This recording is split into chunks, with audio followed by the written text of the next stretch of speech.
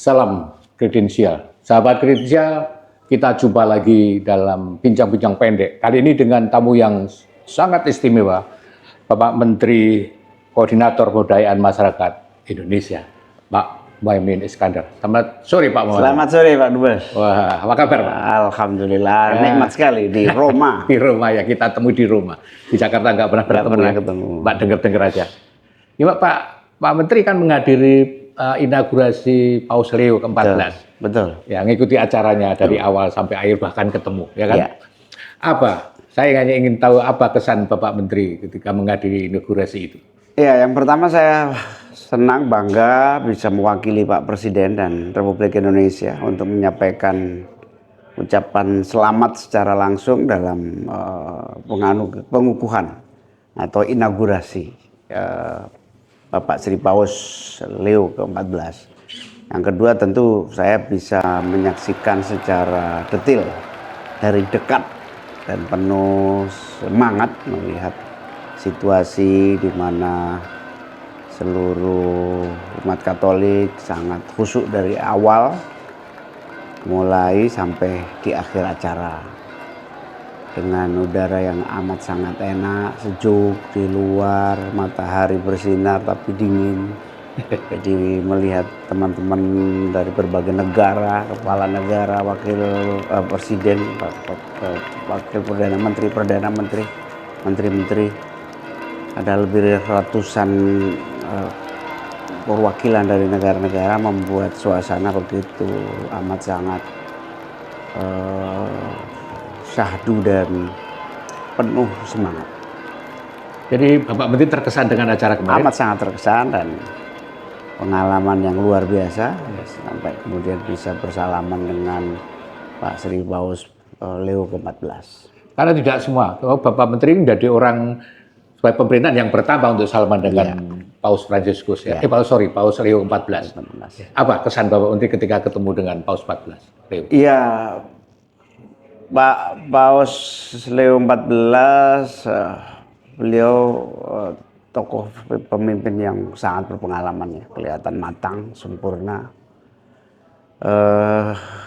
sudah sampai level yang sebagai manusia itu sudah level yang tinggi gitu ya.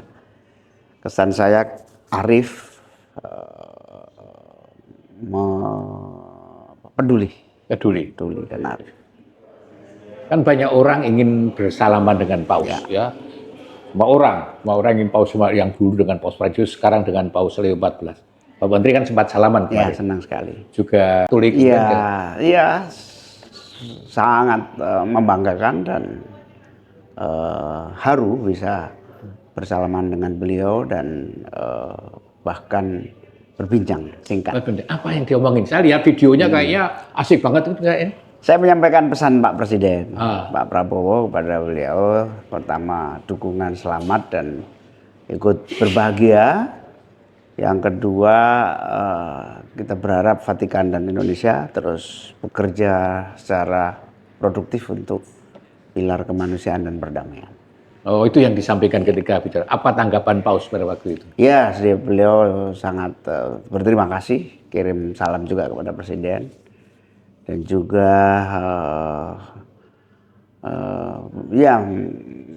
mengajak ketemu lagi suatu hari. Karena saya dengar ada rencana juga untuk kunjungan ke Indonesia meskipun tahunnya belum ditentukan, tapi kan Paus Leo 14 itu pernah berkunjung ke Indonesia. Ketika saya ketemu juga menyampaikan pernah ke Manokwari, ke Papua dan ke Jakarta. Maka juga ada agenda nanti tahun kapan kira-kira. Apa kemarin juga sempat belum sempat dikira. Tapi bahwa ingat Indonesia. Ya, sangat ingat. Ingat Indonesia. Sangat ingat. Oh iya, ini ada tugas yang sangat menyenangkan. Sangat menyenangkan dan saya menjadi sangat tahu detail sejarah Vatikan dan peran Paus bagi umat Katolik yang sangat besar jumlahnya. Kemarin kan sebelum ketika jabatan kan di dalam Basilika itu kan? Ya, di Basilika. Pak Menteri kan lihat gimana itu kesan Pak Menteri? Wah, luar biasa. Basilika gedung yang sangat bersejarah. Itu gereja bukan ya? Gereja, ya. Gereja sebesar itu yang punya sejarah panjang sekaligus usia yang sangat tua ya, terjaga dengan rapi, terawat. Saya sungguh kagum dengan karya sosial sekaligus karya seninya yang luar biasa.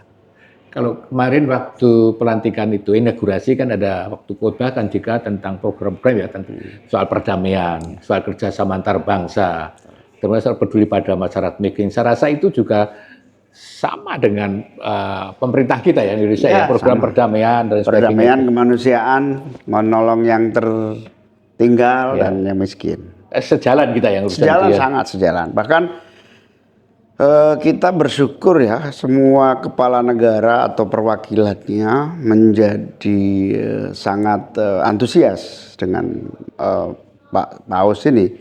Sehingga Pak Paus Leo yang ke-14 ini sebetulnya kita harus dorong supaya menjadi jembatan komunikator antar negara-negara di seluruh dunia.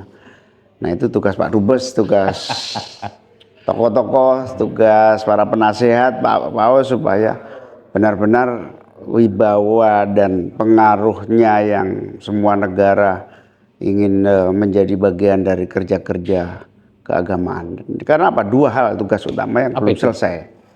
Yang pertama, menjadikan agama benar-benar pendorong semangat berbangsa bernegara. Menjadikan agama menjadi inspirasi yang produktif. Jadi sekularisme, model-model kapitalisme juga sudah saya kira tidak menjawab juga. Jadi agama harus berperan. Yang kedua, agama menjadi solusi, bukan agama menjadi problem. Agama justru menjadi solusi karena kan seagama untuk menjadi solusi dunia ini sangat penting. Dan Pak Menteri melihat ada peluang itu? Sangat besar peluang. Melihat semua kepala negara yang datang atau perwakilannya itu, ya artinya agama bisa menjadi solusi. Kalau melihat yang datang kemarin kan ada 156 delegasi negara. Presiden, Raja, Ratu, Menteri, Perdana Menteri. Itu memberikan gambaran dukungan dunia terhadap ya, termasuk Indonesia. Jadi semua negara ingin menjadi bagian. Oke, menjadi bagian. Kesempatan untuk Vatikan dan Pak Paus memanfaatkan itu menjadi mediator, jembatan, pendorong antar negara yang perang, antar negara yang tidak saling menolong, negara yang tertinggal ditolong negara yang maju dan seterusnya. Tata dunia baru saya kira saatnya dibangun dengan semangat yang kuat menolong yang lemah, bukan yang lemah semakin menjadi jauh senjangannya. Dan harus terwujud itu karena kalau tidak krisis itu bisa berdampak pada krisis-krisis yang lain. Apa yang terakhir, apa kira-kira peran kita ya Indonesia maksud saya yang bisa kita jalankan bersama dengan Tahta Suci? Ya, saya kira Tahta Suci Vatikan ini harus diajak Indonesia proaktif ya. Menjembatani semua problem-problem kemanusiaan antar bangsa dan negara sekaligus solusi-solusi yang ditawarkan. Terima kasih banyak Pak. Terima kasih, Excellency Pak Duta Besar. Sahabat Kredensial, terima kasih banyak telah mengikuti perbincangan singkat kami dengan Pak Menteri Mohamad Iskandar. Moga-moga bermanfaat bagi kita semua. Salam Kredensial.